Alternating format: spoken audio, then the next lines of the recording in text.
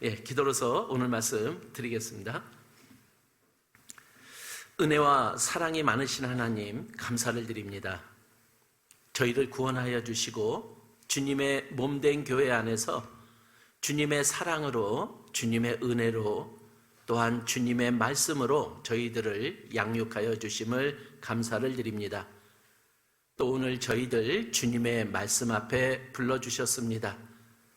주님의 말씀을 통해 하나님의 뜻을 올바로 알고자 합니다. 그리고 하나님의 뜻대로 살아갈 수 있는 저희들이 되기를 간절히 기도드립니다. 또 2024년 새해가 시작이 되었습니다. 또 허락하신 이 새해에 더욱 합당한 모습으로 살아갈 수 있는 저희들이 되기를 바랍니다. 또 주변에 아직 구원받지 못한 사랑하는 가족들과 또 친지들, 또 이웃들에게 복음을 전함으로 그들이 구원받는 놀라운 역사들이 올 한 해에는 더욱더 일어날 수 있도록 또 저희들을 귀하게 사용하여 주시기를 기도드립니다. 또 내일부터 대전도 집회가 준비되어 있습니다. 많은 기도로 준비하고 있습니다. 또 인도되는 영혼들의 마음의 문 활짝 열어주시고 또한 그분들에게 이 복음의 말씀이 온전히 전해지므로 놀라우신 구원의 역사가 이루어질 수 있도록 하나님께서 도와주시고 주관하여 주시기를 간절히 기도드립니다. 오늘 허락하신 시간 또한 주님께서만 나타나시는 귀한 시간으로 인도해 주시기를 기도드립니다. 저희를 사랑하시는 예수님 이름으로 기도드렸습니다. 아멘. 성경 말씀 찾겠습니다. 다니엘서 3장 16절 말씀입니다. 다니엘서 3장 16절에서 18절 말씀입니다. 다니엘서 3장 16절에서 18절 말씀입니다. 구약성경 1236페이지입니다.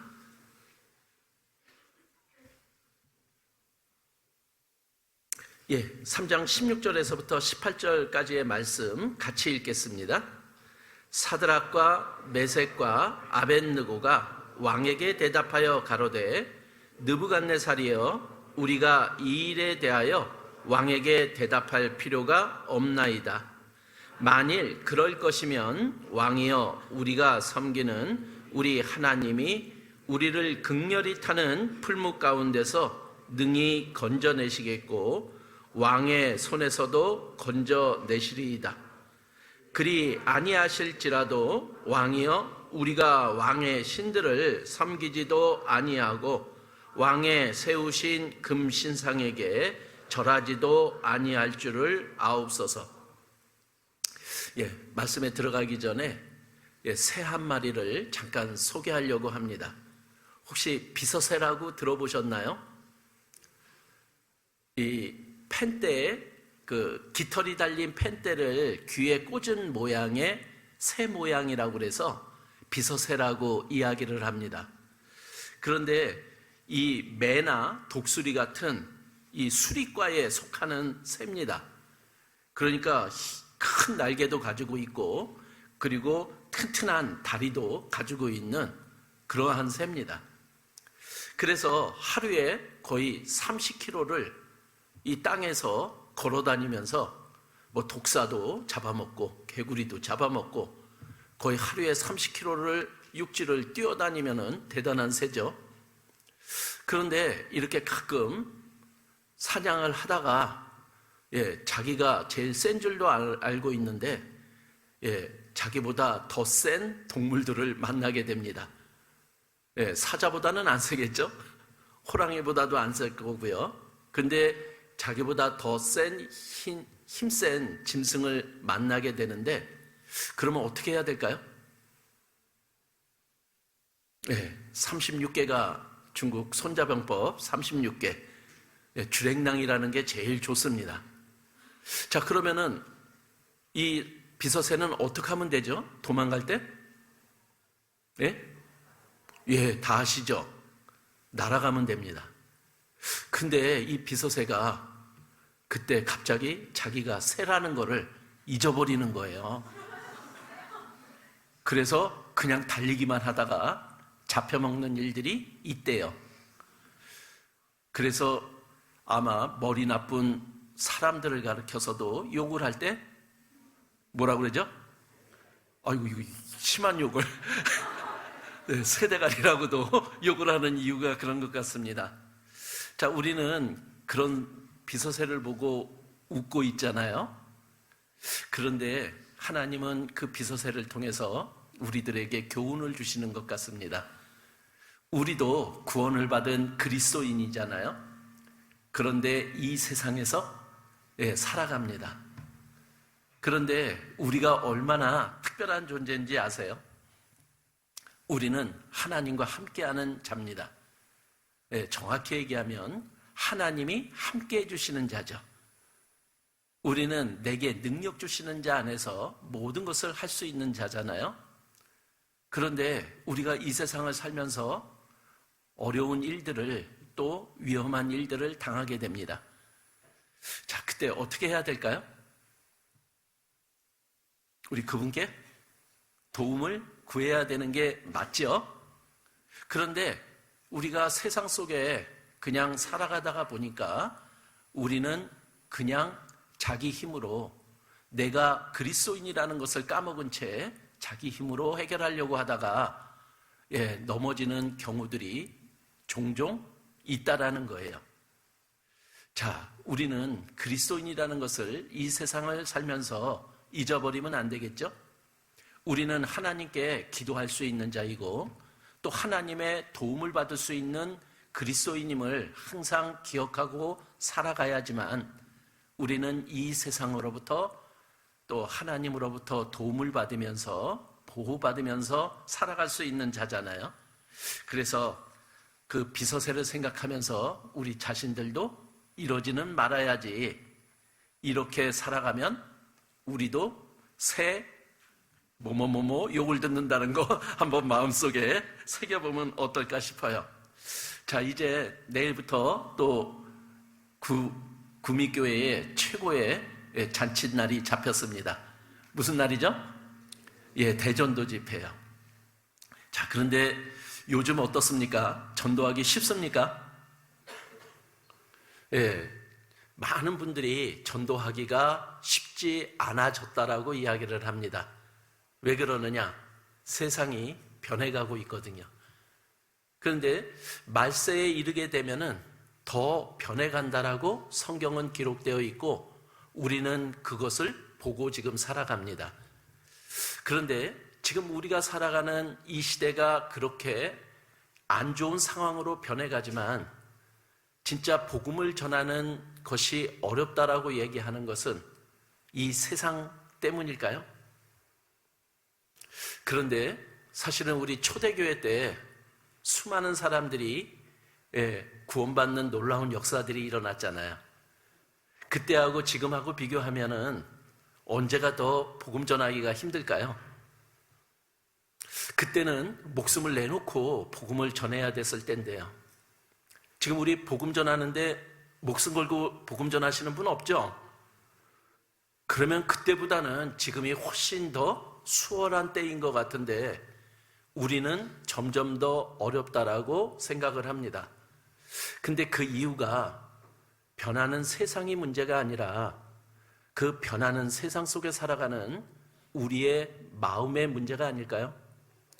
왜냐하면 세상은 그렇게 변해가는데 구원받은 우리 그리스도인들도 세상처럼 같이 변해가는 것은 아닌가 싶은 거예요. 그래서 우리 디모데후서에도 말세에 일어나는 상황들을 우리들에게 소개하고 있잖아요. 그런데 그 상황 속에서 사도 바울은 우리에게 요구합니다. 이 같은 자들에게서 내가 돌아서라 이렇게 말을 하고 있거든요. 우리가 그들과 함께 변해간다면요 우리는 복음을 전하는 것이 너무나 힘들어집니다.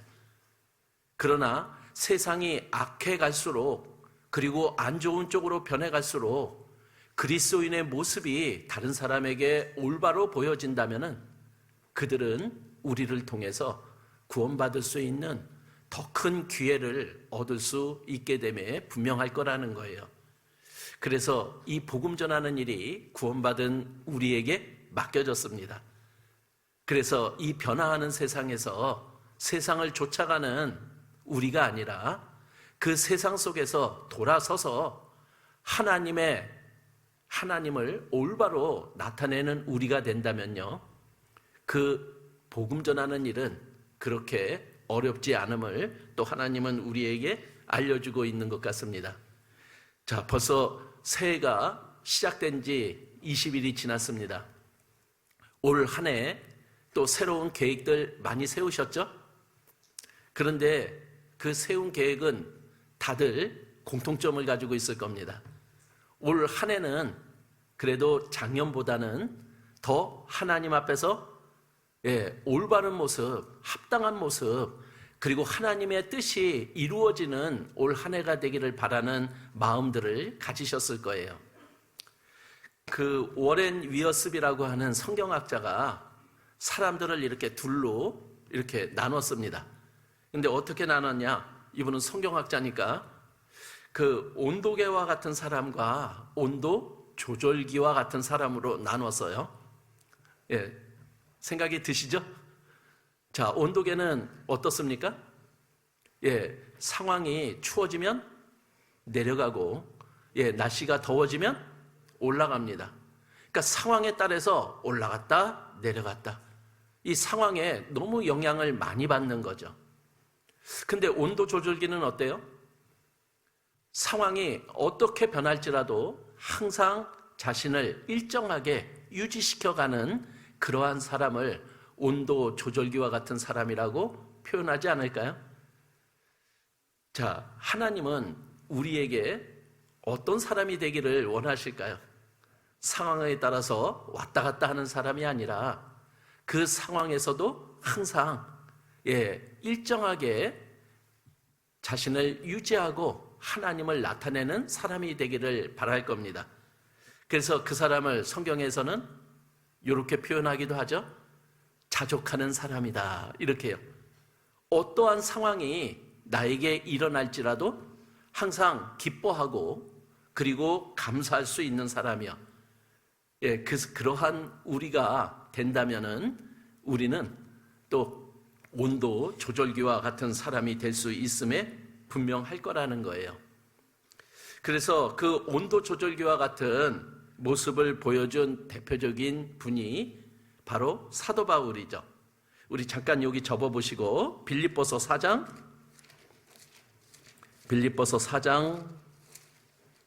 11절, 빌립보서 4장 11절, 내가 궁핍함으로 말하는 것이 아니라 어떠한 형편에든지 내가 자족하기를 배웠노니 내가 비천에 처할 줄도 알고 풍부에 처할 줄도 알아 모든 일에 배부르며 배고픔과 풍부와 궁핍에도 일체의 비결을 배웠노라. 13절 같이 읽을까요? 내게 능력 주시는 자 안에서 내가 모든 것을 할 수 있느니라. 이 사도 바울은 이제 상황에 구애받지 않는 사람이 된 거예요. 왜냐하면 하나님은 자신을 구원해 주셨고 자신과 함께 하면서 바로 사도 바울 안에 계신 거예요. 그렇다면 구원받았다라는 그 이유 하나로 성령이 내 안에 함께 계시다라는 그 이유 하나로 우리는 하나님이 나의 필요한 것, 나의 쓸 것을 다 채워주시는 분이라는 것을 믿기에 그 믿음으로 자족할 수 있는 사람이 된 거죠. 그래서 이 사도 바울은 내게 능력 주시는 자 안에서 내가 모든 것을 할 수 있다, 이 마음으로 살아감으로 그 자족하는 삶을 살았던 사람임에 분명할 거라는 거예요. 자, 내 안에 그분이 계십니다. 근데 내 안에 그분이 계시면 그분이 나를 통해 나타나야지만 이것이 가능한 것 아닐까요? 그런데 그러려면은 그분께 내가 맞춰줘야지, 나에게 그분을 맞추려고 할 때는 이러한 일을 우리가 경험할 수 없게 된다라는 거잖아요. 그리고 또 한 사람을 구약에서 소개한다면은 우리 다윗을 소개할 수 있을 거예요. 다윗은 하나님의 시각으로 자기를 바라보는데 익숙한 사람이었습니다. 그래서 하나님이여 나를 살펴보세요. 나를 살펴봐 주세요. 자기가 자기를 보는 게 아니라 하나님의 눈으로 봤을 때 내가 어떠한지 하나님의 눈에 합당한 자로 서기를 바라며 살아갔던 사람이었던 거예요.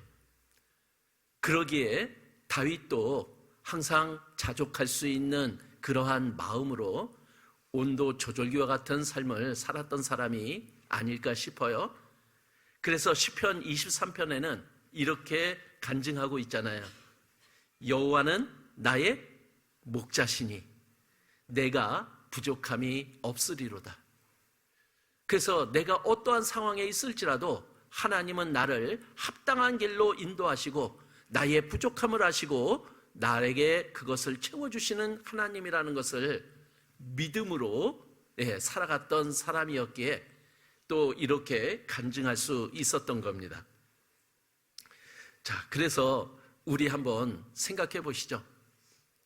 우리를 구원해 주신 하나님이요. 그래서 우리 십자가로 한번 돌아가 보면 어떨까요?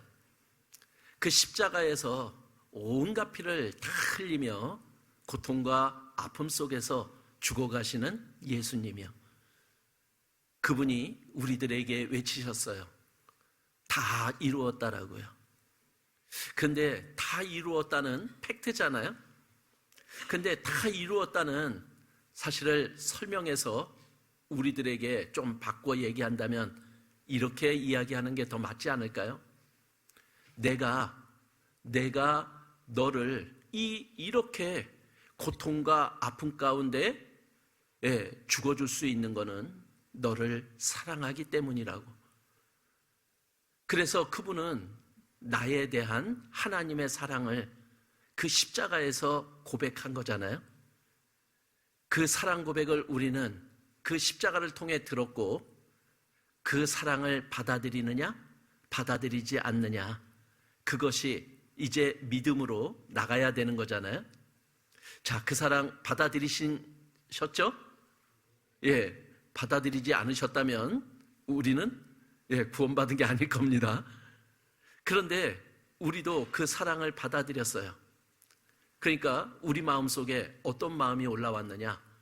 바로 예수님을 사랑하는 그 마음이 우리에게도 생기게 된 겁니다. 그래서 그 십자가에서 이루어진 것은 우리의 죄를, 나의 죄를 영원히 용서하신 일이 이루어졌지만 결론은 하나님과 나의 끊어진 사랑의 관계가 바로 십자가를 통해서 다시 이루어졌다라는 거죠. 자, 그런데 그 사랑이 우리에게 있잖아요. 그런데 그 사랑을 가진 우리가 살아가는 삶은 어떠십니까? 나를 죽기까지 사랑해 주신 그 예수님이 원하는 삶을 우리 살아가고 있어요? 그런데 어떨 때 보면 그렇게까지 나를 사랑하시고 나 대신 그렇게 고통과 아픔 속에 죽어주셨는데 나의 삶을 보면 그분 앞에 합당하지 않은 마음들과 모습들이 너무 많이 보이는 거예요. 어떻습니까? 그때 우리의 마음에는 괴로움이 나타나요. 내가 구원받았는데 왜 나의 삶은 이럴까? 왜 나의 마음은 이럴까?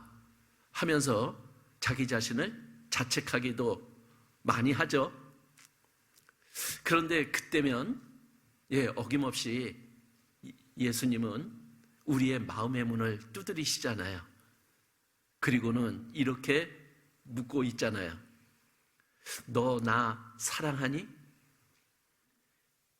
예수님을 3번이나 부인했던 베드로를 찾아오셔서 자책하고 그리고 자기에 대한 모든 것이 싫었던 베드로에게 예수님은 찾아오셔서 물었잖아요. 나를 사랑하느냐라고요. 내가 베드로처럼 실패하고 예수님 앞에 올바른 삶을 살아가지 못할 때도 베드로를 찾아오셨던 그 예수님은 나를 찾아오셔서 이렇게 묻고 있잖아요. 나를 사랑하느냐라고. 우리는 내 마음속에 그분을 향한 사랑만큼은 없앨 수가 없는 거예요. 그러기에 그 예수님이 묻는 나를 사랑하느냐라는 그 말에 우리는 그래도 내 삶이 합당하지 못해도, 내가 합당한 마음을 가지고 있지 못해도 이것만큼은 분명하게 말할 수 있는 거예요. 예수님, 나는 당신을 사랑합니다라고요. 그 고백이 또 나로 하여금 다시 일어설 수 있게 만들어주고, 그리고 하나님을 위해서 살아갈 수 있는 또한 힘을 주심을 우리는 알게 된 거죠. 그래서 올 한 해 또 새롭게 시작하면서 우리에게도 예수님은 또 묻고 있는 거예요. 나를 사랑하냐고.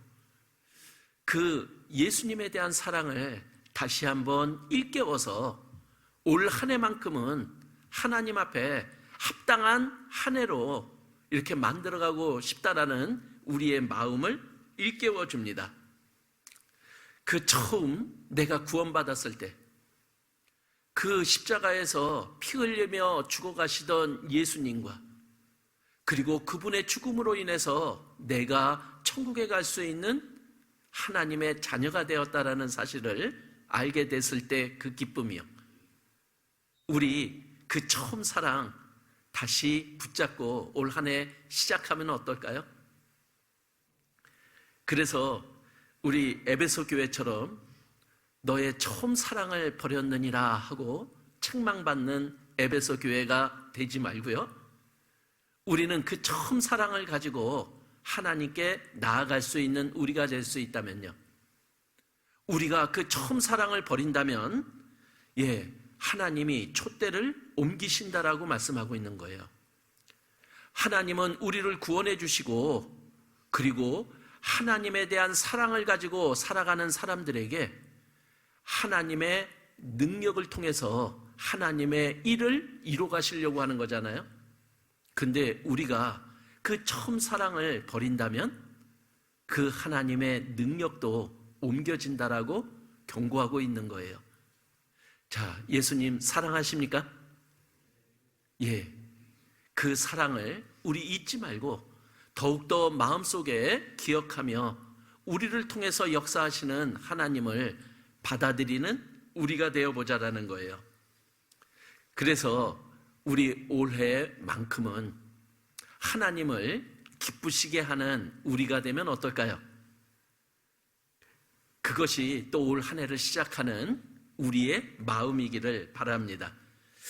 히브리서 11장 6절, 히브리서 11장 6절 말씀, 히브리서 11장 6절 말씀, 같이 읽겠습니다. 믿음이 없이는 함께 나아가는 자는 반드시 그가 계신 것과 또한 그가 자기를 찾는 자들에게 상 주시는 이심을 믿어야 할지니라. 자, 올 한 해 우리가 하나님을 기쁘시게 하는 한 해로 만들어 간다면요. 근데 하나님을 어떻게 기쁘시게 해야 될까요? 근데 하나님을 기쁘게 하려면은 뭐가 필요합니까? 지금 읽은 것처럼 믿음이 필요합니다. 자, 내가 갖고 있는 하나님에 대한 믿음, 한번 그것을 한번 정리해보는 시간이 되었으면 합니다. 그래서 오늘 세 사람을 소개해 드리려고 합니다. 바로 다니엘의 세 친구 사드락, 메삭, 아벳느고를 소개하며 하나님을 기쁘시게 하는 하나님에 대한 믿음이 어떤 믿음이어야 할지 오늘 자신들을 한번 돌아보는 시간들을 가져보도록 하겠습니다. 자, 이 다니엘 3장 16절 말씀의 배경을 보면요. 자, 이스라엘이 이제 열강 강한 나라로부터 멸망을 당하는 일이 일어납니다. 그래서 북이스라엘은 아시리아에 의해서 멸망을 당하고, 그리고 남유다는 바벨론에 의해서 멸망을 당하게 됩니다. 자, 그런데 지금 이 말씀은 바벨론, 남유다를 멸망시킨 바벨론의 왕에 대한 이야기입니다. 그 시대에 대한 이야기. 그런데 이 바벨론의 세계를 다스리는 정책은 뭐냐? 그 나라를 멸망시키고 그 나라 사람들을 포로로 잡아갑니다. 그리고 그 포로로 잡아간 어린 사람들을 교육을 시켜요. 근데 어떤 식으로 교육을 시키느냐? 바벨론식으로 교육을 시키는 거죠. 그러니까 바벨론 사람으로 만들어 가서 그들을 관리로 삼아서 또 그들 나라 사람들에게 바벨론과 융합이 되고 그들 나라로 그들을 끌어들이는 일들을 하게 됩니다. 지금도 많은 사람들이 이렇게 유학들을 가잖아요. 근데 요즘 유럽에 보면은 그것들을 제일 잘하는 나라가 독일입니다. 근데 왜냐면은 독일은 학비가 무료입니다. 그런데 프랑스도 그런 일을 잘해요. 그래서 프랑스도 유학 오는 사람들에게 많은 혜택을 줘요. 그래서 제가 파리에서 선교사로 4년 있었습니다. 그런데 그곳에 1년 학비가 프랑스는 200유로? 한 26만 원 정도? 그러면은 1년 학비입니다. 그런데 또 유학 온 사람들에게 이 거주 비용을 지원해 줘요. 교통비도 지원을 해줘요. 자, 왜 그런 일들을 벌일까요? 그게 다 세금인데. 그런데 그런 일을 통해서 와서 교육을 받는데 그것이 그 나라의 교육이 되는 거죠. 그리고 그 사람들은 열심히 공부를 해서 또 자기네 나라로 돌아갈 거예요. 근데 자기 나라로 돌아가면 자기가 배운 것을 써먹게 되죠. 그리고 거기에서 맺은 관계를 통해서 또 그 나라와 우호적인 관계, 그리고 또 다른 비즈니스를 만들어내겠죠. 그러면 결국은 장기적으로 보면 그 나라에 도움이 되는 일일 거예요. 자, 이 바벨론도 그러한 측면에서 이스라엘 사람들을 포로로 잡아와서 그 어리고 똑똑한 사람들을 골라서 그들을 교육을 시킨 다음에 그들을 관리로 만드는 일들을 하게 된 거죠. 그 나라에 동화시키는 일을 하게 된 거예요. 자, 그래서 요 세 사람은 여기 소개하고 있는 사드락, 메삭, 아벳느고는 거기에서 교육을 받고 그리고 바벨론 도의 일을 행한 사람이라고 기록하고 있는 거예요. 그러니까 여기는 똑똑한 사람으로 이렇게 선택된 사람이고 또 그 바벨론의 교육을 받았던 사람이었던 거예요. 그런데 이들이 우리들에게 지금 소개되는 것은 뭐냐? 결코 그들에게 융합되어지고 동화되어진 게 아니라 그들에 대한 하나님에 대한 믿음을 온전히 지키고 살아간 사람으로 지금 우리들에게 소개되고 있는 거예요. 그런데 지금 여기에서는 한 사건이 지금 진행이 됩니다. 그 사건은 뭐냐? 바로 여기에 또 등장하는 바벨론의 왕의 이름이 기록되어 있습니다. 느부갓네살 왕. 우리 전도 집회에 아주 자주 등장을 하죠. 자, 그런데 우리 등장하는 것 중에 하나가 이 바벨탑의 흔적 하면서 나올 때 그때 느부갓네살 왕이 나옵니다. 들어보셨습니까? 그 바벨탑의 흔적 있잖아요. 그 흔적은 바로 이 느부갓네살 왕이 재현한 바벨탑의 흔적입니다. 그러니까 느부갓네살 왕이 바벨탑이 여기에 세워졌을 거다 하는 그런 것들을 다 찾아내서 거기다가 다시 바벨탑을 재건한 거예요. 그러니까 그 흔적의 모습은 이 느부갓네살 왕이 재건한 바벨탑의 흔적이죠. 그러나 그곳이 그 옛날 실제 바벨탑의 흔적이라고 믿고 있는 겁니다. 자, 그런데 전 세계를 지금 다스리는 아주 막강한 힘을 가진 왕인 거예요. 그래서 이 왕은 자신의 힘을 과시하고 자기의 왕권을 점점 더 강화시키는 일을 하려고 하는 거죠. 그래서 이제 큰 금신상을 세운 거예요. 그리고 모든 사람으로 하여금 그 금신상을 절을 하고 섬기도록 한 거죠. 그것이 거의 느부갓네살을 향한 섬김으로 유도시키는 거잖아요. 그런데 그 만든 그 금신상의 높이가 한 30m, 그리고 너비가 한 3m. 그러니까 그 당시에 엄청난 크기의 금신상이었던 거예요. 그리고 그 낙성식을 진행을 합니다. 근데 그 낙선식을 진행하는데 어떤 일이 벌어졌느냐? 이제 이 낙선식을 진행하면 그 장소에 참석한 모든 사람들이 그 금신상에게 절을 해야 되는 거예요. 그런데 절을 하지 않으면 어떤 일이 벌어지느냐? 바로 아주 맹렬히 타는 풀무불에 집어넣겠다. 그러니까 죽여버리겠다 이거예요. 절 안 하면.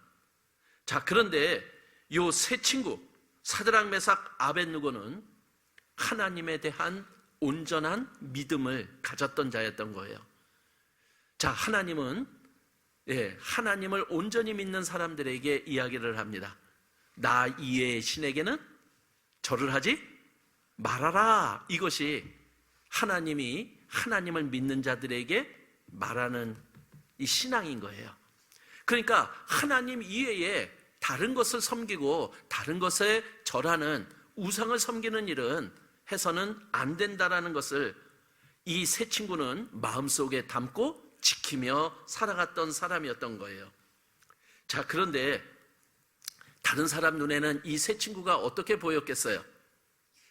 우리나라 사람도 아닌데 저것들이 망한 나라의 백성이 이곳에 와서 관리를 하고 있는 거예요. 그러니까 어찌 보면 그들을 시기하고 질투하고 어쩌면 눈에 가시 같은 존재일 거예요. 자, 그러니까 그들이 절을 하지 않는 모습을 보고 이제 왕에게 이릅니다. 쟤 절 안 했대요. 그러니까 어떻게 하라고요? 빨리 풀무불에 집어넣어서 죽여주세요. 이런 거죠. 그런데 이 왕이 이 세 친구에 대한 이 신뢰가 있었음에 분명한 것 같아요. 그렇다면 당연히 절을 안 하면, 그것을 안 하면 죽이겠다 했다면 그냥 집어넣잖아요. 그런데 이 세 친구에게 이 왕이 다시 한번 기회를 주는 거예요. 자, 이제 신호가 오면 너희들 다시 기회 줄게. 절을 해. 그러면 살려줄게. 야, 니네 풀무불에 들어가면 저 속에서 살려줄 신이 없어. 그러니까 이제 신호가 오면 니네 절을 꼭 해라. 그랬거든요. 그랬더니 그것에 대한 답이, 대답이 지금 16절에서 18절까지의 이 말씀입니다. 이 속에 그들은 이 대답을 통해서 하나님에 대한 자신들의 믿음, 자신들의 신앙을 그 모든 사람들에게 공표한 거예요. 자, 그러면은 이제 하나님을 향한 나의 믿음과 이 세 친구들의 믿음과 신앙을 우리 한번 비교하면서 우리가 어떤 믿음과 신앙으로 나가야 될지 이들을 통해서 한번 교훈을 받아보자라는 겁니다. 자, 그런데 이 세 친구 앞에 놓여 있는 것은 쉬운 일이 아닌 거예요. 왜냐? 죽음이냐? 우상숭배냐? 이거예요. 자, 하나님을 온전히 섬기느냐? 아니면 세상과 타협을 하느냐? 이건 거거든요. 자, 우리에게도 종종 있는 일 아닙니까? 그런데 그들은 이제 자기들의 답을 통해서 자기들의 믿음과 신앙을 이제 전합니다. 16절, 사드락과 메삭과 아벳느고가 왕에게 대답하여 가로되 느부갓네살이여 우리가 이 일에 대하여 왕에게 대답할 필요가 없나이다. 아니, 이 느부갓네살 왕은 전 세계를 다스리는 왕이에요. 말 한마디면 사람을 죽이기도 하고 살리기도 하고 못하는 일이 없는 거예요. 그런데 이 왕이 이들에게 또 한 번의 기회를 준 거잖아요. 야, 니네 절하고 죽지 말고 살아야 돼. 기회를 준 거거든요. 그런데 그 왕에게 이 일에 대하여 왕에게 대답할 필요가 없나이다. 이게 무슨 말입니까? 그 대답할 가치도 없는 말이다. 이렇게 얘기할 수 있을까요? 얼마나 그들의 마음속에 하나님에 대한 믿음이 온전했으면 이렇게 대답을 할 수 있을까요? 왕은 그들에게 타협안을 제시를 했는데 그들은 그 타협안에 대해서 생각하고 받아들이려고 하는 일말에 어떤 것도 보여주지 않은 채 그것은 말할 가치조차 없는 거다. 말할 걸 말하라 그래라. 이렇게 지금 답하고 있는 거잖아요. 그들의 하나님에 대한 믿음의 단호함, 그리고 절대적인 것, 이것들을 지금 보여주고 있는 거잖아요. 자, 우리는 이 세상에 그리스도인으로서 살면서 이 세상의 많은 타협들을 지금 겪고 있는 거죠. 근데 타협이 뭐냐면은 이게 양쪽이 있어야 되잖아요. 타협을 하려면. 그러면 양쪽이 서로 좋도록 조정하고 협의하는 것을 타협이라고 이야기를 합니다. 지금도 타협들이 지금 뉴스를 보면 많이 나오죠. 지금 그 이스라엘에서 지금 전쟁이 일어나고 있잖아요. 하마스하고. 그 누가 먼저 시작했어요? 이거 하마스가 먼저 시작을 했거든요. 이게 코털을 건드렸어요. 그랬더니 그냥 무자비하게 죽이잖아요. 그랬더니 누가 지금 타협안을 제시해요? 저 국제연합이 그 중간에 나서서 야, 그렇다고 이렇게 죽이면 되냐? 좀 이렇게 해서 서로 싸우지 말고 잘 지내보도록 하자 하고 타협안을 제시를 하는데, 자, 이스라엘이 받아들이나요? 안 받아들이잖아요. 그거는 일고의 가치도 없다고 그러면서 계속 더 강하게 지금 밀어붙이고 있는 거예요. 자, 이렇게 우리 주변에 보면 양쪽이 서로 좋도록 조종하는 일을 하는 거예요. 근데 그렇게 하려면 어떻게 해야 되느냐? 서로 양보해야 되고, 그리고 서로 의논을 해야 되는 거예요. 근데 이 세상은 어때요? 우리가 보면 서로의 가치들이 이렇게 부딪혀요. 그러면 이렇게 부딪히는 일이 있을 때 세상은 뭘 해야 된다라고 우리들에게 가르치냐면은 타협해라. 그리고 좀 양보해라. 이렇게 요구합니다. 그런데 우리의 신앙은요. 우리의 신앙은 그렇지 않거든요. 오직 믿음인 거예요. 그리고 우리는 오직 절대적으로 이 말씀이 진리인 거예요. 그러니까 어떤 것과도 이 믿음은, 신앙은 타협할 수가 없다라고 이야기를 합니다. 그래서 혹시 나에게 죽음이 올지라도요. 그래서 우리 기독교 신앙에 그 수많은 순교자들이 지금 있어 왔잖아요. 거의 7천만 명이라고 이야기를 합니다. 근데 왜 그들이 그렇게 죽어야만 됐느냐라는 거예요. 그들은 자기들의 신앙을, 자기들의 믿음을 지키기 위해서 죽음을 선택한 자들인 거예요. 자, 그런데 그들이 그렇게 그 믿음을 지키기 위해서 자기의 목숨을, 자기의 죽음을 나타냄으로 인해서 그 믿음이 지금까지 지켜져 온 거잖아요. 그래서 그 믿음을 지키기 위해서 자기 죽음을 선택했던 그 많은 사람들을 통해서 지금 우리에게까지 이 복음이, 이 진리가 전해져 내려오고 있는 거예요. 자, 우리 어떠세요? 하나님이 우리 보러 순교하라 그러면 할 수 있겠어요? 우리 홍 목사님도 구원받고 제일 걱정이 그거였었다라고 간증하시더라고요. 나보러 순교하라 그러면 어떡하냐고.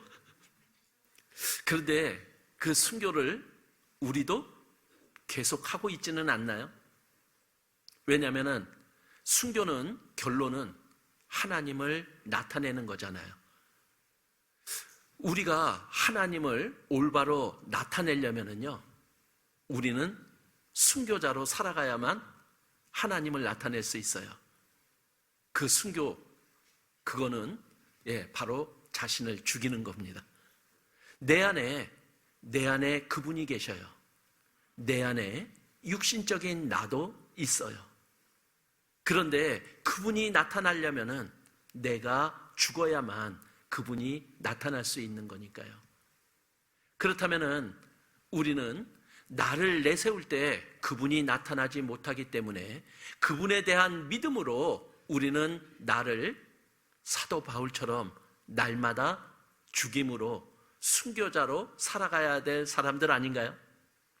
내가 나를 죽이지 않으면은 우리는 또 세상과 타협하며 살아가는 우리가 될 수 있으니까요. 자, 이 타협에 대한 우리 또 사례를 꼽으라면 이 출애굽기에서 우리 그 타협에 대한 안들을 볼 수 있겠죠? 자, 하나님은 모세를 통해서 하나님을 섬기도록 이스라엘로 보내라 하면서 바로 왕에게 하나님의 말씀을 전했어요. 그랬더니 바로가 거절했죠? 아니, 잘 종으로 노예로 부리고 있는 그들을 왜 놓아줍니까? 그래서 거절을 했는데 하나님은 그 바로 왕에게 애굽에 10가지 재앙을 내리게 된 거예요. 그러니까 그 재앙 속에서 바로는 모세에게 타협안을 제시를 합니다. 그것도 4번이나요. 그 이야기가 성경에 기록이 되어 있잖아요. 그래서 이제 그 백성을 내보내서 이제 이스라엘로 가나안 땅으로 보내라 그랬는데 그들이 안 보내니까 이제 하나님은 이 애굽에 재앙을 내립니다. 그래서 첫 번째는 나일강을 피로 물들이는 재앙, 그 다음에 두 번째는 개구리 재앙, 그 다음에 세 번째는 티끌을 이로 바꾸어 내린 재앙, 그리고 네 번째는 파리 재앙을 내리게 됩니다. 그 재앙을 다 받은 이제 이 바로 애굽의 왕은 이제 모세에게 타협안을 제시를 하는 거예요. 자, 여기 잠깐 접으시고 출애굽기 8장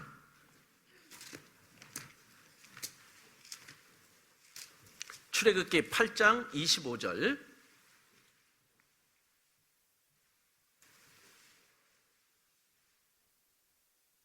자, 이렇게 제안을 하죠. 바로가 모세와 아론을 불러 이르되 너희는 가서 이 땅에서 너희 하나님께 희생을 드리라. 자, 제사를 보내라고, 가나안 땅으로 보내라고 그랬는데 지금 바로는 그래, 제사는 드려. 근데 어디에서 드리라고요?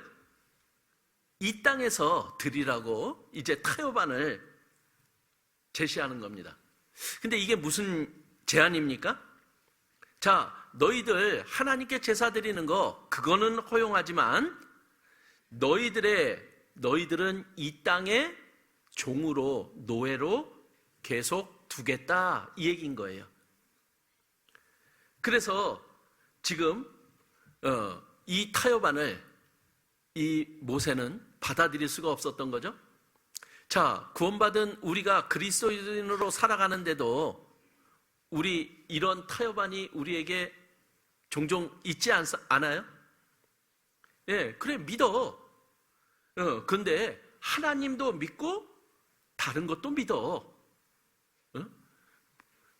그러니까 어떻게 보면은 우리는 이제 하나님을 선택했노라. 그리고 하나님의 말씀대로, 하나님의 방법대로 살겠노라.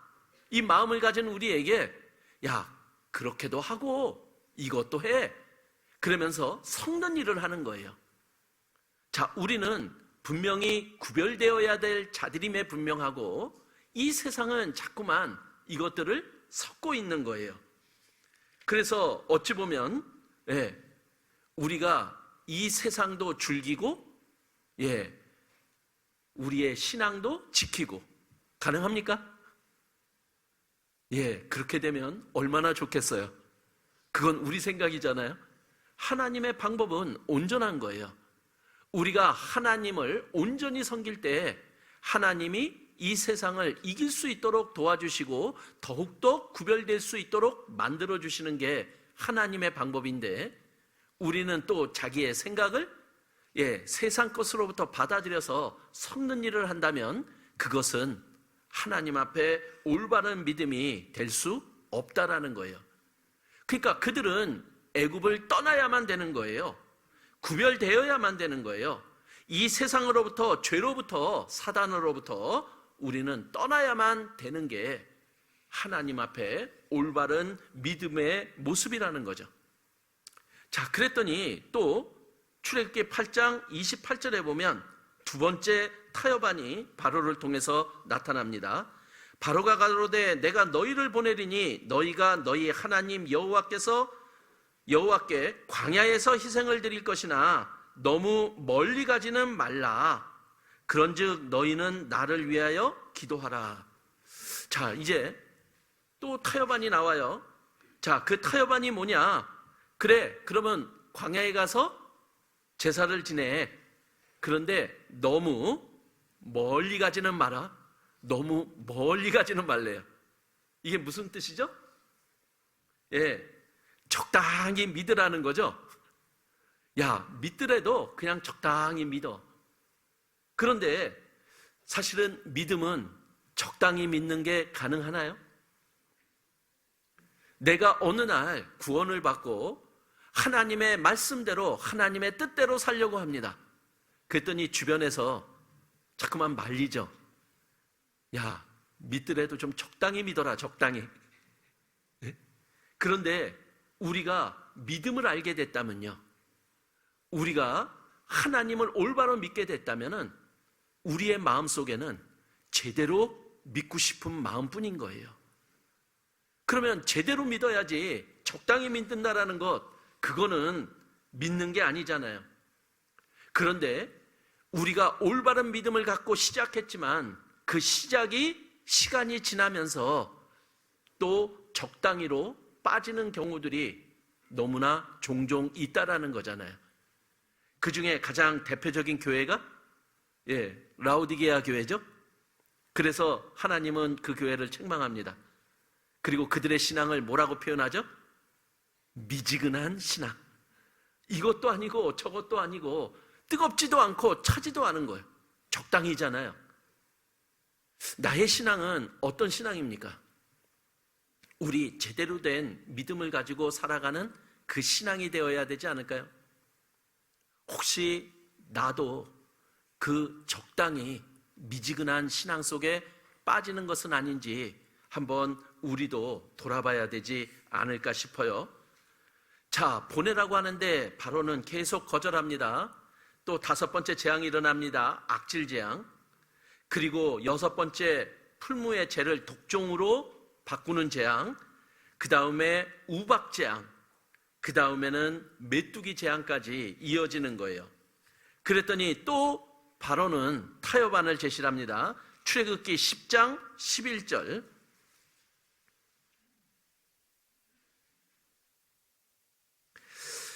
그는 불가하니 너희 남정만 가서 여호와를 섬기라. 이것이 너희의 구하는 바니라. 이에 그들이 바로 앞에서 쫓겨나니라. 자, 그래, 가서 제사 지내. 그런데 누구만 가라고요? 남자만 가라라고 얘기를 하는 거예요. 자, 그런데 누구는 놔둬야 되는 거예요? 여자들 놔둬야 되고 아이들 놔둬야 돼요. 그러면 그렇게 놔두고 가라라는 거예요. 그러면은 놔두고 간다라는 것은 어떤 걸 얘기를 하나요? 그러면 항상 마음은 애굽에 있게 되는 거예요. 그래서 그곳에 인정이 남아있고 그곳에 애정이 남아있고 감정적인 것들이 그곳에 계속 있다면은 언젠가는 또 그곳으로 돌아올 수밖에 없는 것이 되는 거죠.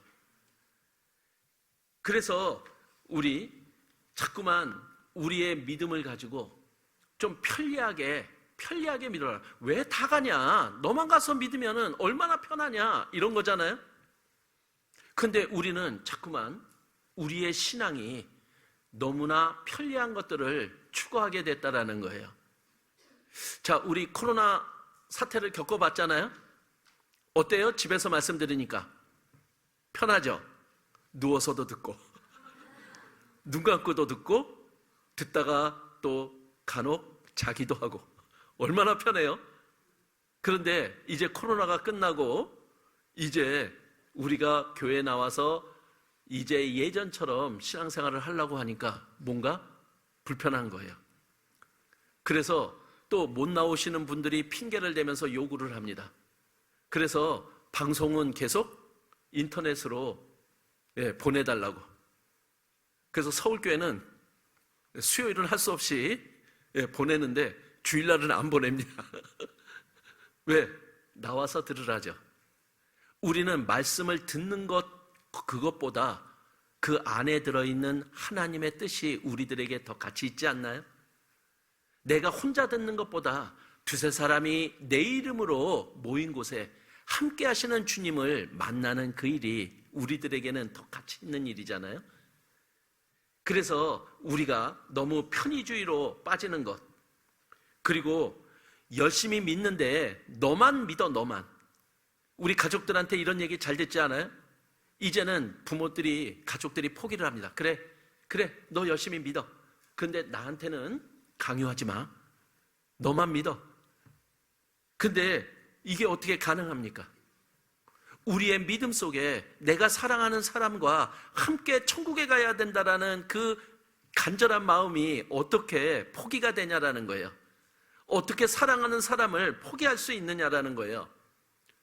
그러니까 하나님도 모든 사람들이 다 구원받기를 바라시는 마음이 구원받은 우리의 마음이 되는 것 아닐까요? 자, 그래서 또 재앙이 이어지죠? 그래서 이제 메뚜기 재앙, 그 다음에는 흑암 재앙으로 가게 돼요. 근데 이 재앙의 속성들이 무엇입니까? 그들이 우상으로 섬기는 것들을 갖다가 하나님의 능력으로 하나씩 부셔뜨리는 거예요. 우리 하나님을 믿지 않는 사람에게도 하나님의 진리의 말씀을 통해서 하나님이 바로 모든 것을 할 수 있고 모든 것을 아시는 하나님이라는 것을 그들의 마음들을 하나씩 깨므로 인해서 그들이 구원받게 만들어 주시잖아요. 하나님은 그 애굽에게 이러한 계속되는 재앙을 내리게 됩니다. 그리고 10장 24절에 또 네 번째 타협안이 나옵니다. 바로가 모세를 불러서 이르되 너희는 가서 여호와를 섬기되 너희 양과 소는 머물러 두고 너희 어린 것은 너희와 함께 갈지니라.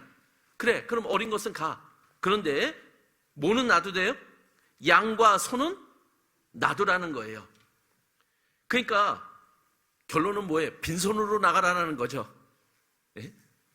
즉 우리가 이 물질이 있는 곳에 마음도 가는 거잖아요. 그래서 마치 중요한 건 마음이지 뭐 이렇게 물질까지 이렇게 하냐라고 얘기를 하죠. 근데 하나님이 우리들에게 원하시는 것은 뭘까요? 헌신이잖아요. 근데 그 헌신은 이게 말뿐만이 아닌 신앙이잖아요. 그래서 우리의 모든 것이 들어있는 전부를 드리는 신앙이 하나님이 원하시는 신앙 아닐까요? 그래서 이제 그 타협안도 모세가 거절합니다. 그리고 이제 장자 죽이는 10번째 재앙까지 이제 그들에게 내리게 돼요. 그리고 모세는 이제 이런 결정을 합니다. 출애굽기 11장 8절 왕의 이 모든 신하가 내게 내려와서 내게 절하며 이르기를 너와 너를 좇는 온 백성은 나가라 한 후에야 내가 나가리라 하고 심히 노하여 바로에게서 나오니라. 자, 이 모세는 그 모든 타협안을 다 거절했어요. 그리고 이렇게 얘기를 합니다. 니네들이 나한테 절하면서까지 나가주세요, 나가주세요. 그러면 나가겠다라는 거예요. 그러니까 일고의 타협에 대한 부분은 이루어지지 않은 채 사정을 하고 니네가 이것에 대해서 하나님의 말씀에 굴복할 때 그때 이제 나가겠다 이렇게 얘기를 하는 거예요.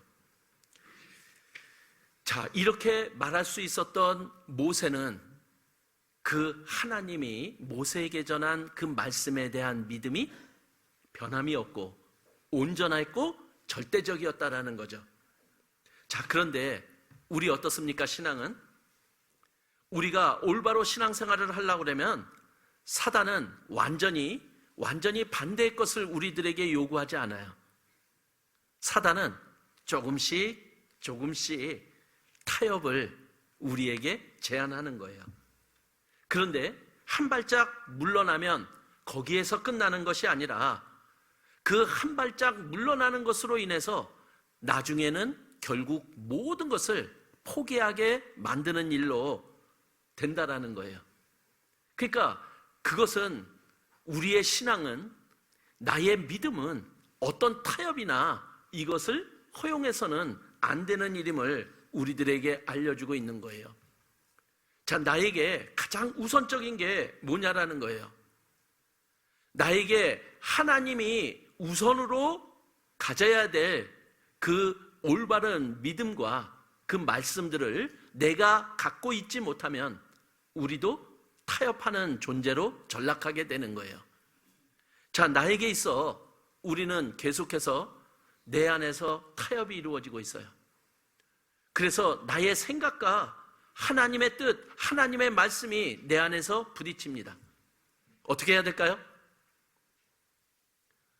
무엇이 우선이냐가 나의 선택과 결정을 만들어내잖아요. 자, 하나님의 말씀과 하나님의 뜻이 우선이라면요, 우리는 그것을 선택하고 그것을 나타냅니다. 근데 나의 육신의 생각이 더 강하게 되면요, 우리는 하나님의 말씀과 뜻을 포기하게 되는 거예요. 결국 세상과 타협을 하는 거잖아요. 자, 우리에게 가장 중요한 것이 뭐죠? 육신이 중요합니까? 영혼이 더 중요합니까? 영혼이 우리들에게는 더 중요한데 우리는 이 세상을 살아가면서 자꾸만 육신적인 것에 빠져 들어가고 있다는 거죠. 우리는 육신에 대한 것으로 자꾸만 타협을 하려고 하는 내가 된다면은 우리는 또 세상에 끌려갈 수밖에 없게 되는 거예요. 자, 나에게 이 하나님의 말씀은 진리다, 이것을 나는 가장 우선으로 살아가야 되겠다, 이 마음이 되지 않으면은 또 우리는 흔들리는 거예요. 그리고 무언가 타협이 들어오면 그때 귀를 기울이고 마음을 또한 그쪽에 두게 되는 거죠. 자, 우리 안에 우리가 살아가는 삶 속에 얼마나 많은 타협들이 지금 들어오고 있어요. 그런데 과연 내가 무엇이 우선이고 무엇이 가장 중요하고 그리고 하나님이 알려준 하나님의 뜻을 절대적이라고 내가 받아들이지 않는다면 나도 문제가 될 수밖에 없는 거예요. 자, 하나님은 우리에게 말씀하십니다. 너희는 먼저 그의 나라와 그의 의를 구하라고요.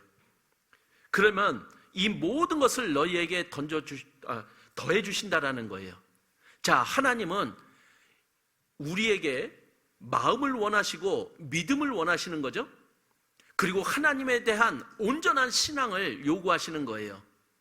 그것을 우리가 행하면, 하나님께 드리면 하나님은 다른 모든 것들을 우리에게 더해 주신다라고 약속하는 거예요. 이게 하나님의 방법이잖아요.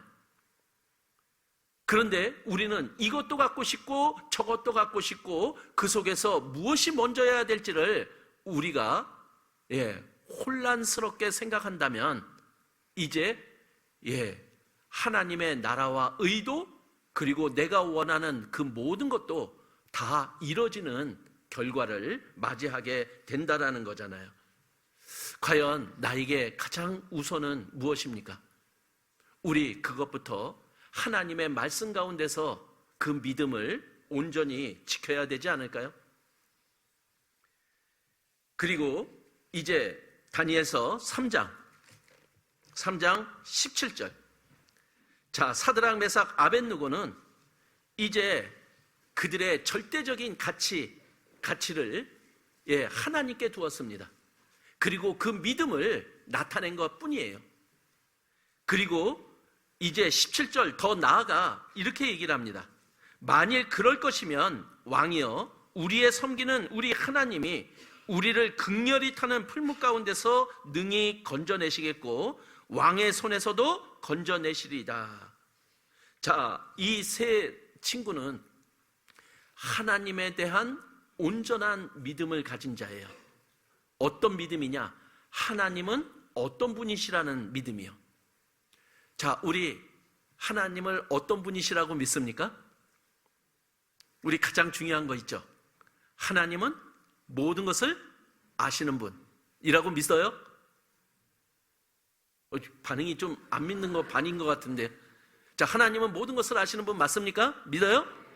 자, 근데 우리는 더 나가죠. 하나님은 모든 것을 할 수 있는 분이라고 믿으세요? 근데 우리 이렇게 살아요? 우리가 사실은 믿는다라고 하면서 믿는 것만큼 우리의 삶은 그 믿음을 쫓아가지 못하는 건 아닐까요? 근데 이들은 그 죽음을 선택했어요. 그리고 이렇게 얘기를 합니다. 내가 믿는 하나님은 우리를 풀무불에 던져 넣을지라도 우리를 구해내시는 하나님이시다. 자, 하나님은 모든 것을 할 수 있는 분이잖아요. 우리가 어떠한 상황에 어떠한 어려움에 처할지라도 하나님은 우리를 구해내실 능력을 가지신 분 맞잖아요. 자, 그런데 내가 어려움 가운데, 내가 고난 가운데, 내가 아주 큰 문제 속에 빠져 있을 때 그때도 이 믿음이 유효하냐라는 거예요.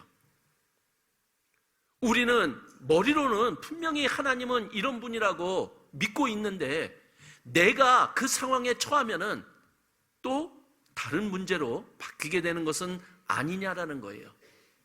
그 믿음은 계속 가야 되지 않을까요? 그런데 이 믿음이 그분을 기쁘게 만들고 즐겁게 만들어줍니다. 그래서 하나님은 우리에게 요구하시는 게 그거죠. 내 아들아, 너의 마음을 내게 달라. 너의 눈으로 나의 길을 즐거워할지어다. 너희가 마음을, 믿음을 나에게 주면 내가 선택한 그 길을 즐겁게 만들어 주시겠다라고 지금 우리에게 약속하고 계시잖아요. 근데 우리가 그렇지 못하면 하나님의 마음은 어떨까요? 우리가 그렇게 하면 하나님은 기뻐하시고 즐거워하시는데 우리가 그렇게 하지 못하면 하나님은 반대의 마음이 되는 것 아니에요? 그러면 그분은 우리의 그런 모습을 보고 슬퍼하실 거라는 거예요. 우리 하나님을 기쁘게 해드림으로 그 기쁨을 받은 하나님이 또 우리를 위해서 무엇을 아끼겠어요? 나를 보고 기뻐하시는 하나님, 그 기뻐하시는 하나님은 우리에게 생명까지 주신 분이잖아요. 근데 하나님을 또 기쁘게 하시는 우리를 보면 무엇을 아끼고 무엇을 주저하시겠냐라는 거예요. 우리는 그분을 기쁘시게 해야 되는 책임이 있죠. 자, 그분은 우리들에게 약속해 주신 거예요. 그래서 우리가 어려운 일이 생기고 힘든 상황에 부딪힐 때마다 제일 위로가 되는 말씀이 이사야서 41장 10절입니다. 다 아시죠? 두려워 말라, 내가 너와 함께함이니라. 놀라지 말라, 나는 내 하나님이 됨이니라. 내가 너를 굳세게 하리라. 참으로 너를 도와주리라. 참으로 나의 의로운 오른손으로 너를 붙들리라. 믿습니까? 하나님은 이런 분이시잖아요. 그분은 세상 끝날까지 우리와 함께 해주시며 우리를 도와주시고 지켜주시고자 하는 분이심을 우리들에게 약속으로 말씀하고 있는 거예요. 자, 시편 118편 여기 접으시고 시편 118편 시편 118편 6절.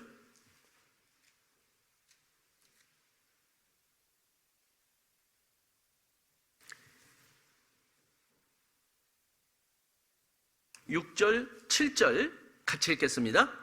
여호와는 내 편이시라. 내게 두려움이 없나니 사람이 내게 어찌할꼬. 여호와께서 내 편이 되사 나를 돕는 자 중에 계시니 그러므로 나를 미워하는 자에게 보응하시는 것을 내가 보리로다. 자, 우리 하나님과 한편 맞아요? 예, 우리는 이 약속의 말씀을 믿습니다. 하나님은 나와 한편이십니다. 그래서 사람 두려워하지 말라고요.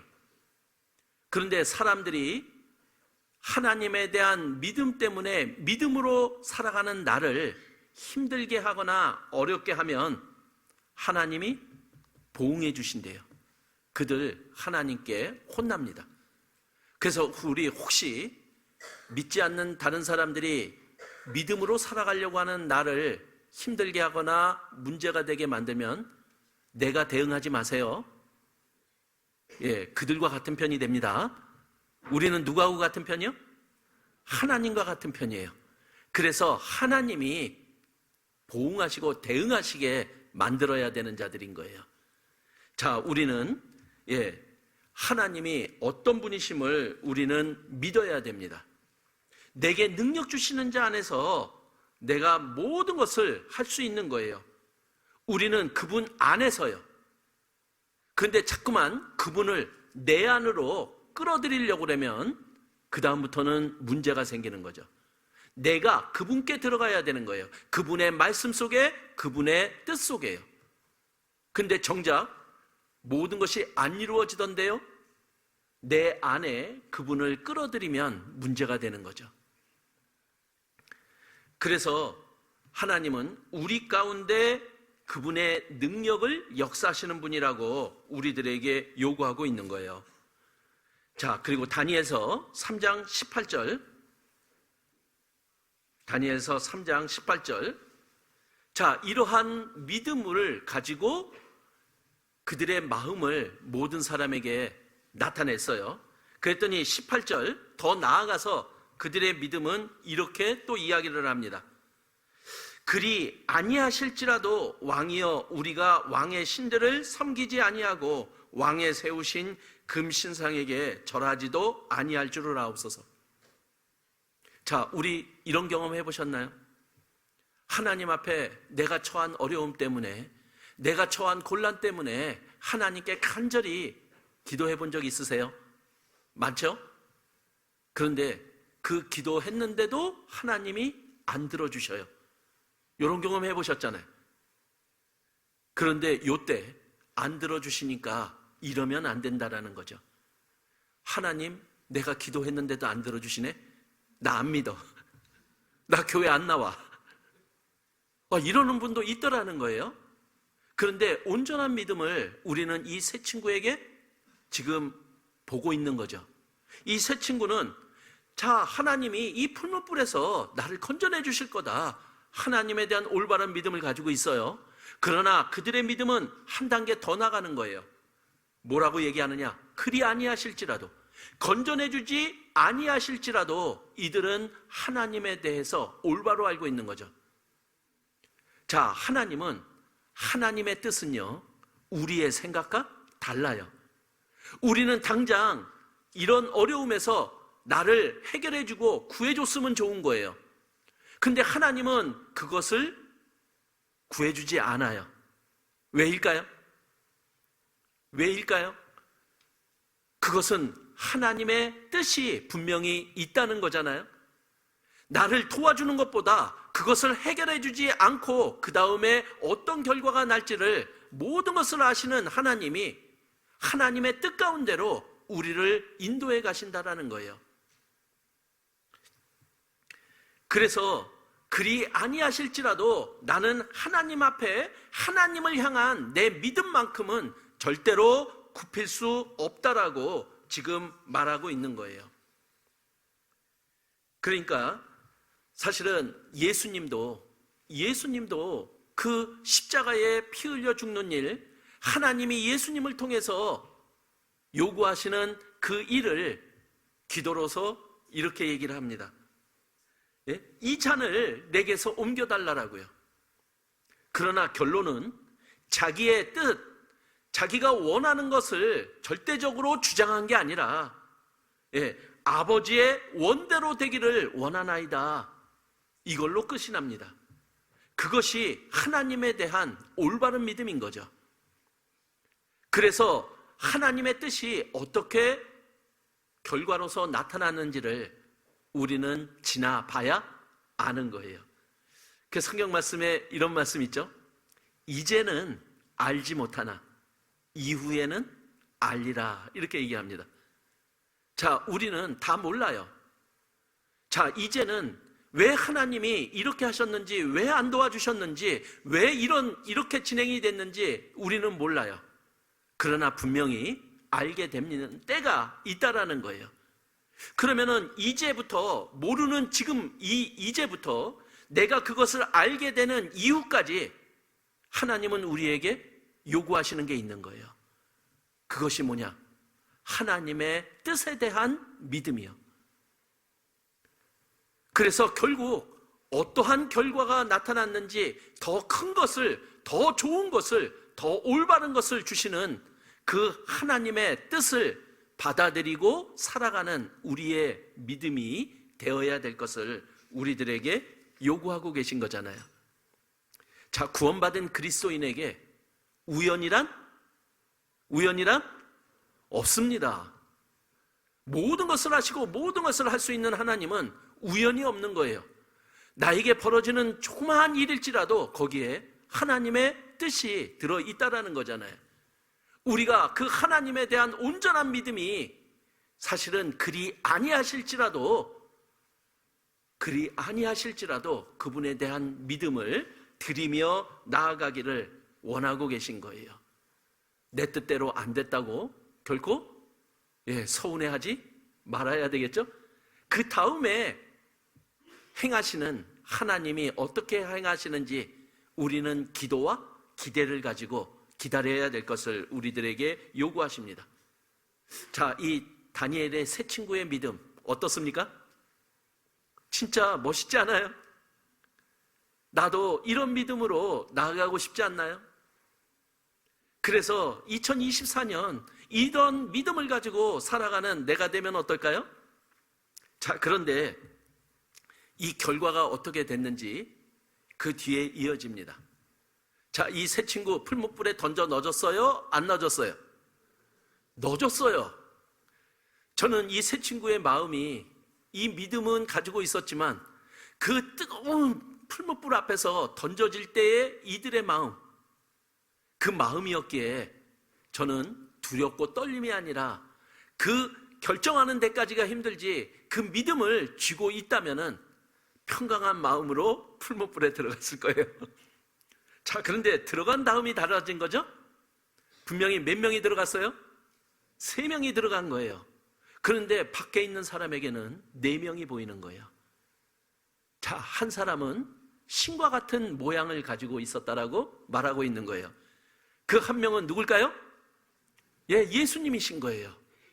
그들이 그렇게 죽음 속에 던져졌지만 하나님은 그들을 그냥 놔두지 않고 그들을 그 뜨거운 죽음에서 건져내는 일을 예수님은 보여주고 있었다라는 거예요. 그래서 이 세 친구가 그 불 속에서 무사한 채 하나의 그슬림도 없이 나오게 되는 일이 벌어지게 되는 거예요. 자, 하나님은 우리에게 약속하시잖아요. 내가 사망의 음침한 골짜기를 다닐지라도 해를 두려워하지 않을 것은 주께서 나와 함께 하십니다.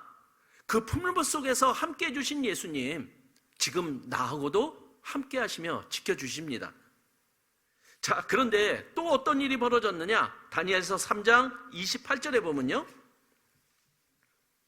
느부갓네살이 말하여 가로되 사드락 메삭과 아벳느고의 하나님을 어떻게 한대요?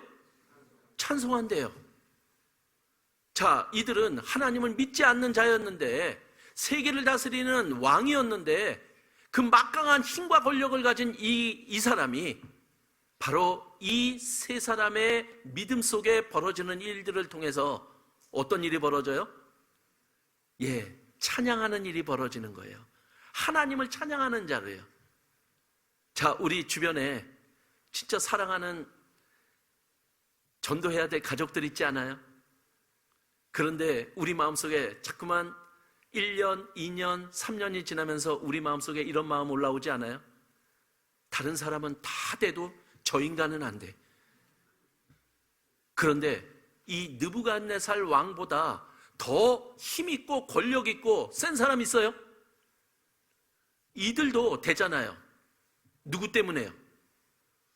그 하나님에 대한 올바른 믿음을 가지고 살아가는 그들의 모습 속에 예수님이 어떻게 하시는지를 통해서 그 힘세고 강한 느부갓네살 왕도 하나님을 찬양합니다. 우리 구원받지 못할 자 있나요? 자, 우리 또 하나의 증인이 우리 각자잖아요. 우리 각자 얼마나 구원받기에 불가능한 사람들이었어요.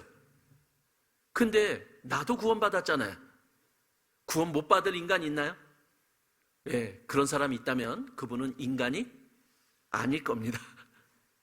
자, 우리 하나님을 알지 못하는 사람들에게 하나님을 찬양하는 자로 바꿀 수 있는 방법, 그것은 하나님에 대한 나의 온전한 믿음인 거예요. 그리고 그 믿음을 보여줘야 돼요. 그러면 그들은 드디어 하나님을 찬양하는 자로 바뀝니다. 자, 다니엘서 3장 29절에 보면, 그러므로 내가 이제 조서를 내리노니 각 백성과 각 나라에 방언하는 자가 무릇 사드락과 메삭과 아벳느고의 하나님께 설만이 말하거든. 하나님에 대해서 잘못 얘기하거나 비방하는 얘기나 안 좋은 얘기를 하면 어떻게 하느냐? 그 몸을 쪼개고 그 집으로 걸음토를 삼을지니. 엄청나죠? 이제 느부갓네살 왕의 믿음이 이제 온전히 올라갈 대로 올라간 거잖아요. 하나님에 대한 온전한 믿음, 찬양을 넘어서 믿음의 사람으로 바뀌어가는 거예요. 우리가 그렇게, 저 인간은 절대로 구원받지 못할 그 사람이 하나님을 찬양하고 오히려 믿음 가운데 살아가는 그런 삶을 살아가는 것들이 가능한 거예요. 그런데 그것은 나로부터라는 거죠. 우리 새로운 2024년이 됐잖아요. 자, 2024년 어떻게 살아가야 될까요? 근데 이제 올 한 해는 진짜 열심히 제대로 그리고 온전한 믿음을 가지고 살아가고 싶은데 자꾸만 작년이 생각이 나요. 작년에도 그랬거든요. 그런데 우리 과거에 잡히지 말자고요. 과거에 잡히지 말고 앞에 있는 것을 바라보며 나아가면 어떨까요? 우리 그 서울의 수요 말씀 중에 저의 마음을 이렇게 좀 잡았던 말씀이 하나 있었습니다. 근데 그게 뭐냐면은 바로 이 사라를 2번이나 동생이라고 속여서 지 혼자 살아남으려고 했던 아브라함의 이야기가 나옵니다. 근데 그때 그 사라의 믿음을 소개하더라고요. 자, 사라는 아브라함을 보면 믿을만 해요? 저 인간은 못 믿겠어요. 내가 저런 인간을 남편이라고? 이거 믿음이 안 가잖아요?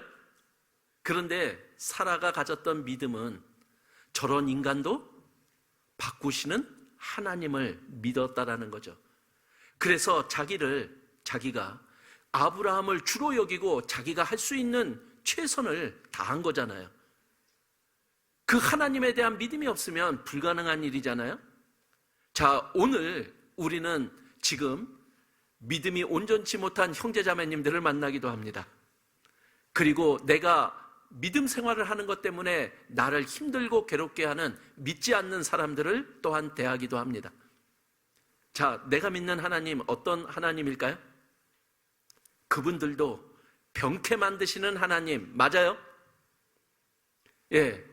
우리는 오늘 구원받았다라고 하면서도 전혀 구원받지 않은 것처럼 살아가는 그분도 하나님이 올해는 바꿔 가실 겁니다.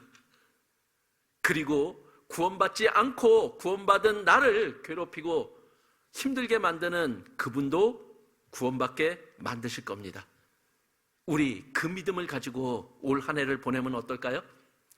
그러면은 내 앞에 놀라운 하나님의 능력을 체험하며 우리 하나님의 사람으로 올 한 해 하나님을 기쁘시게 하는 나로 우뚝 설 수 있지 않을까요? 그래서 그 처음 사랑으로 돌아가서 우리 같이 시작하면 어떨까요? 그래서 내일 전도 집회가 진행이 됩니다. 구원받지 않은 사람들만 참석하는 전도 집회가 아니라 구원받은 형제자매일지라도 그 처음 사랑을 다시 굳건히 세워서 올 한 해 진짜 하나님을 기쁘시게 하는 내가 되어보자라는 그 마음을 가지고 전도 집회에 참석을 한다면은 아마 우리들을 통해서 놀라운 하나님의 역사가 이루어지지 않을까요? 힘내십시오. 화이팅! 기도를 마치겠습니다. 은혜와 사랑이 많으신 하나님, 감사를 드립니다. 저희에게 하나님에 대한 믿음을 허락하신 하나님, 그 믿음이 변치 않고 사랑 가운데 계속 성장하기를 바라옵니다. 2024년 새로운 한 해를 허락하셨고 올 한 해도 이제 더욱 하나님 앞에 합당하고 온전한 삶을 살아갈 수 있는 저희들이 되기를 바랍니다. 이제 내일부터 진행되는 대전도 집회를 통해서 그 처음 사랑을 다시 회복하고 주님에 대한 믿음을 온전케 해서 다른 사람에게 그 믿음을 보이며 살아가는 저희들이 될 수 있도록 도와주시기를 간절히 기도드립니다. 그래서 이 구미 지역에 아직 이뤄진 영혼들 모두가 교회를 통해서 구원받을 수 있도록 저희들을 귀하게 사용하여 주시기를 기도드립니다. 저희를 사랑하시는 예수님 이름으로 기도드렸습니다. 아멘.